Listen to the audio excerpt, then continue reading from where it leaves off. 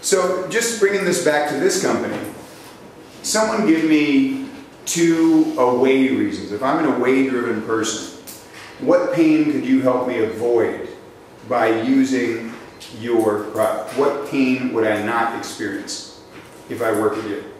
Somebody give me. Better management of their door and their entry. Which means, now, so you're towards driven. Yeah. You're talking about better management. I'm saying, so if I have better management, what pain do I avoid? So a way to get, kind of avoiding the pain of unhappy customers at a door that's mismanaged. Got it. So your customers will have, so you could say to me, hey, the first experience people have with you, it's when they're coming into your house, they're coming into your venue, and if the door's backed up and the guy is rude, I mean, you've already got them ready to be ticked off at you. And then all of a sudden they start looking for things that are wrong. Oh, look at that Coca-Cola glass on the floor. Look at this, because they're ticked off. They're already thinking about having their money back and they've only been there for 15 minutes, right? We can help you avoid that. Yeah. Or Natasha? With all the conversation about scalping, by using us, we can help you prevent 99% of known scalping in the marketplace. Therefore, increasing your sales, decreasing your fraud rates. I mean, there's all kinds of things that we can go in there. Right. So more sales, less fraud, avoid pain. Avoid this. Image. Okay. Now, someone give me 2 towards reasons. What are some towards? If I'm towards oriented, why would I want to use you? What pleasure would I get? Would I receive? Yes. Take advantage of a mobile box office and get deeper analytics and more accurate analytics. Right. Now, those are features. Yeah. But those features help me get what? What pleasure will I get from those features? Better marketing statistics so you can increase sales. So you can increase sales, right? Okay. I mean, essentially, more revenue. Yeah. More revenue. I mean, it's going to lead directly to more revenue. Got It's it. positive. Got it. What else? Working with like skilled event consultants that are in line with what you're in line with and are able to help you out. Giving you a more efficient exactly. experience. You're working with people who are looking out for your best interest and that are skilled in areas that you probably might not be skilled in, and helping you push your business. Right, but again, what we're focusing on is I want to gain pleasure. So you told me what will happen. How is that going to gain pleasure for me? We're going to save you more time. Save you time. What else? Yes. I mean, that's going to provide pleasure by, we have people here that, personality, that are easy to work with. You need to tell them what we're going to do for them. They want to know during the presentation what the pleasure point. We're going to give you more time. We're going to save you X amount of dollars. Yes, time, dollars, right. We're going to get you your girlfriend back. We're going to... Exactly. So, and that's the thing. And you have to explain to them how the features give them what they want, right? Because people, in their mind, they'll make a good thing bad. Some girl says, let's say you're single, some girl says, I'd love to come over and have you cook dinner for me. And the guy maybe even likes to cook. An away-driven person goes, oh God, now I have to clean up and I have to get food. I don't know if she's one of these vegan chicks. It is California after all. And, what if she, I don't know. She's going to be in my house, then what if I don't like her? How am I going to get her to leave? They're thinking of all these away things. Whereas a towards-driven person would be, this is great. I'll have companionship. I'll have this. So, That's not what we're thinking at all. I'm trying to shoot a family video. I love Natasha, that's not what we're thinking at all.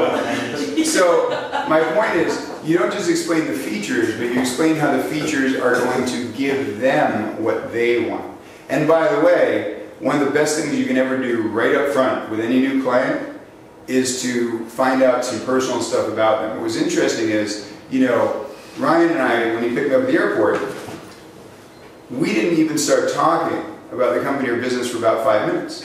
So what have I learned? Do you mind if I share? No. What have I learned about Ryan? I now know, and it was probably this 5-minute conversation.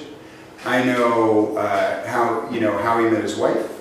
I know that they had a year and then he saw her again on the way to Thailand. She came visit him in Thailand. I know that she's a medical resident and about to have a baby. I know that they've moved to Colorado, but they still have their home here and what his aspirations for the future are. I know all these things. So if he's a tour-driven person, right, I can tie it to his life. I can say, look, not just it'll increase revenue. I say, hey, it'll increase revenue, and then you know what you can do? You can take that house you have, you can build an addition on it for the baby. But how do you determine, what's the quickly determine the towards, I'm still unclear on that. Okay. Determining factor for towards and away. If you listen to how, whatever they're speaking about, how do they speak about it? Let's say you're having a political conversation. We got to get this jerk out of office before he ruined the country. They are what driven? Away. We got to get my guy into the office so he can help rebuild this country. What are that? Towards driven. I'm going to the gym because I'm fat and I have to stop looking like a pig. What are that? Away. I'm going to the gym because I want to live a long life and I realize in this shape I'm not going to have energy. I'm going to enjoy my life and I want to enjoy my life. What are that? Towards. Right. What do you like about this car?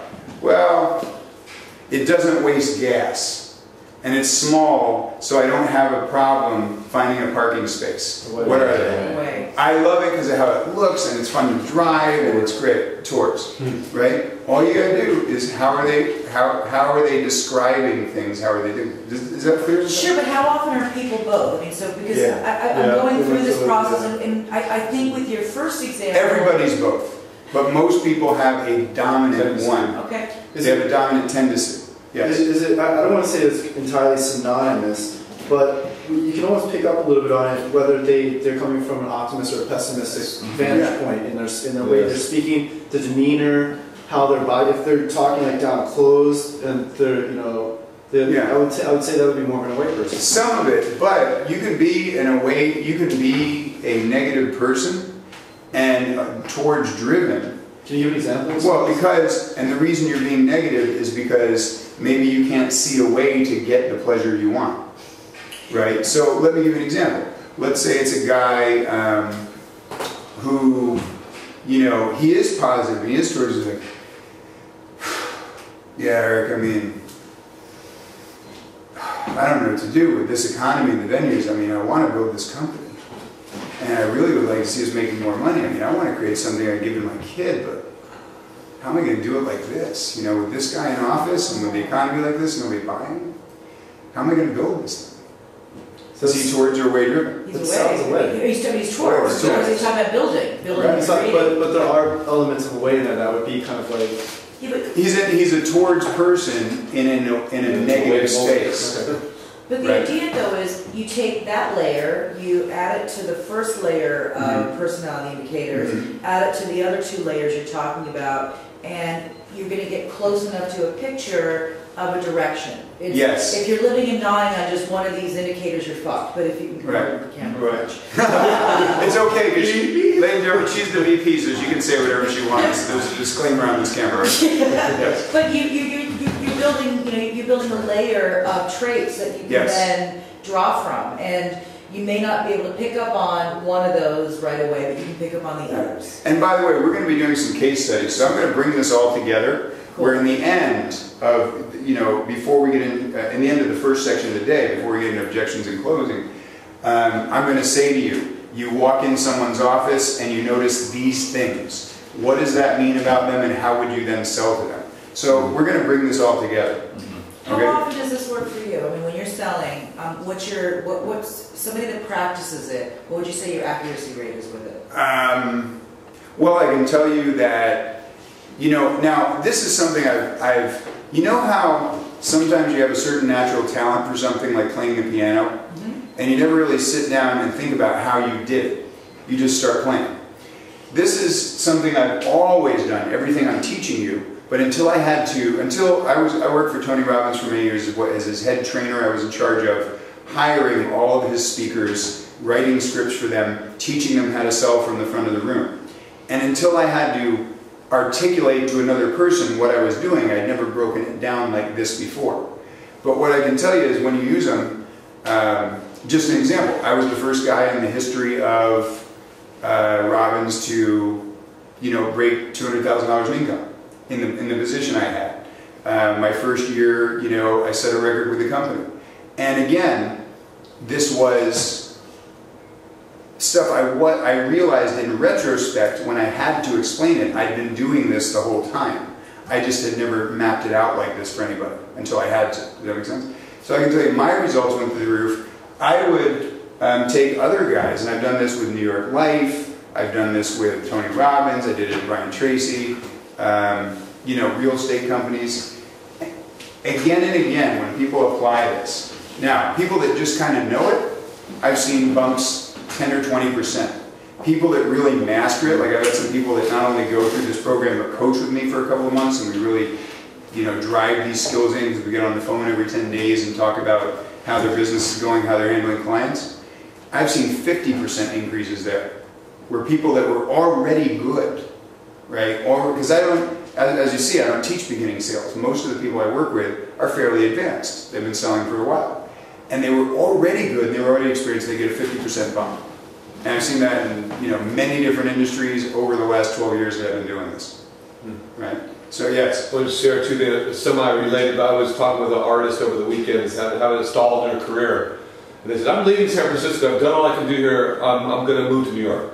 Yeah. And I had this kind of reactions about this way, and then I thought, and I got talking to them, and they were really serious, they wanted to make a change. And they said, well, how many points it this way? You've done what you can do here at this time, and you're going to New York to pursue new opportunities. That sounds so much more empowering to me as someone who wants to help you and maybe wants to do business with you. But telling me you're leaving San Francisco, you've done all you can do here, and dad, and you're going to New York makes me feel a little bit less than able to support you or offer you support or think of how I could help make your career business better. That little change, and she lit up when I told her, God, you're so right. And then she wanted to know more. What else? By the way, the person he's talking to, just from that description, is she towards or away? Away. No, she's towards. Because he said what depressed her was when they framed it as this city's dead and there's no opportunity for you, so you have to leave. As soon as someone said, you're moving on to something brilliant, it's an even bigger thing with more that can happen for you, she was like, tell me more. Yeah, I guess that's the point I was going to make. She shifted right away, and I thought maybe she'd be kind of depressed, and there wasn't much there. And then when I saw it, then she wanted to know, oh, wow, you made me feel good. What else could you offer me? Thinking that the situation was kind of what more pleasure could I get? Something like that. And the other point was, I just always try to pick up, like, I heard that you went to UCLA a while back, so did I. So I immediately filed that down there. That's a talking point. That's a great, and we're working on something out with Steve, through a friend whose dad went to Georgia Tech. And saying, we meet this guy who's really into Georgia Tech. Steve also went to Georgia Tech.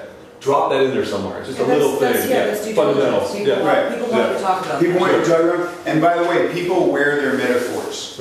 Right? Like, I'm a watch guy. I don't know why, because you only need one watch in life, and watches aren't that difficult or expensive. But ever since I was a child, I've loved beautiful watches. So as soon as I could afford it, I started buying them. Like I have a Rolex on today. Right? Now, when someone spends thousands and thousands of dollars on something, you know something about them. Right? And now what would be interesting is, if you were a watch person too, or even if you weren't, if you didn't have a Timex on, you'd go, you know, I was thinking of going from a Timex to a Rolex. Tell me, what do you like about your watch? You know, I love watches. Well, watch guys, you know, people that would spend this kind of money on something, they're generally aficionados, right? Just like if someone has a nice car. Whatever my answer is going to tell you so much about me. Right? It's going to tell you so much about me. So even like that, I can look at Natasha, for example, and look, she obviously enjoys fashion. And it's not a good or bad thing, it's a great thing. But it's like she's got this, you know, she didn't just kind of come and be like whatever. She put an outfit together. You know, she got her hair done a certain way. She got these very cool red glasses, this beautiful flowing scarf, some jewelry on. I mean, she took some time, right? Unlike, you know, me, who has on gray slacks, a black t-shirt, and a black blazer. It's like simple. Yeah, but you say that, but to a discerning eye, it's a nice, every piece of that is nice as well. So you need to look sometimes past what you see, especially with men. Are you saying my eyes are discerning enough? But you bring up an interesting point. When you're doing visual cues, you sometimes have to look what's past what you would think is just this and that. You know, I talk about this with Ryan a lot. You know, I'm going to sell you down the river here. No one else, but unless you're a little knows that that's a $500 pair of denim. Right? I had no idea. Most people wouldn't. You have to look past, you've got to look past that very first layer with people and look at the thing sometimes and not just at that quick perception. Especially, I think, in today's environment where everybody tries to look sloppy on purpose, especially men, I think men more so than women.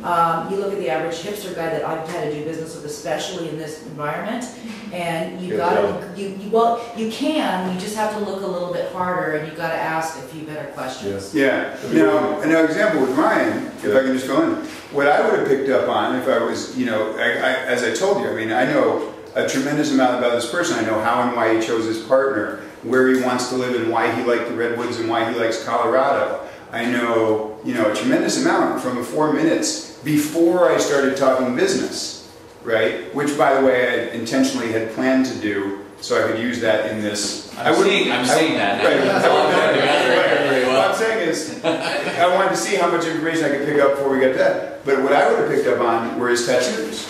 Now, let me give you an interesting scenario, and then I will move on to the next thing, because at the end we'll bring this all together.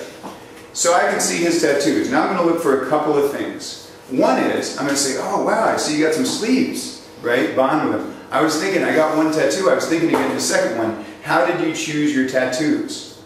Now he's probably going to do, because he's not kinesthetic, one of two things. He's either going to start telling me a story about a tattoo, or he's going to go like this. Oh, well this one I got in this. Now if he doesn't lift up his arm and he just starts telling me about his tattoos, what is he probably more?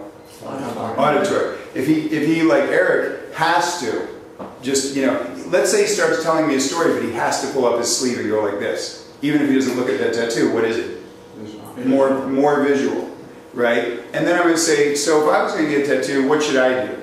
And if the first thing out of the mouth is, well look, don't screw up like I did and get something stupid like Calvin and Hobbes that you're going to like for 6 months and then not want. The important thing is, what is it, towards your way? He goes, oh, well first off, it should be special to you.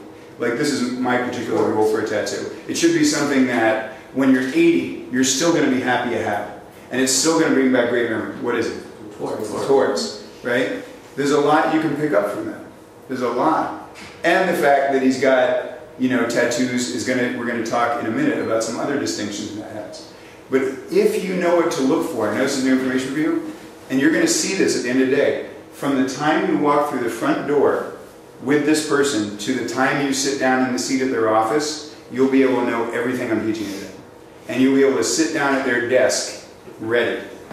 And a lot of it, you might even be able to pick up over the phone before you meet with them. So that's how great it is.